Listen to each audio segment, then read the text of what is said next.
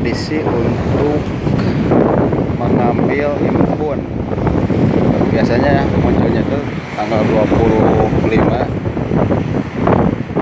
Jadi impun-impun tersebut akan muncul atau di tanggal 21. Nah, ini lihat cara-cara untuk mengambil, kalau bahasanya rebon. Banyak ribuan orang ada. Ini kebiasaan budaya masyarakat di pinggir pantai.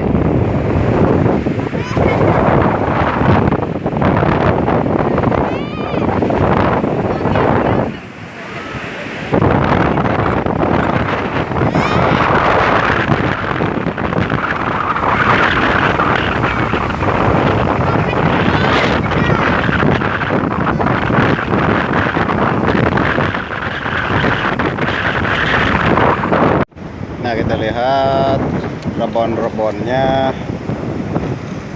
di yang sudah dapat di ember. Nah, ini rebon seperti ini. Ini adalah rebon, atau orang Sunda mah ini impun namanya. Ini munculnya di tanggal 21, kadang 21, kadang 23, waktu sore hari.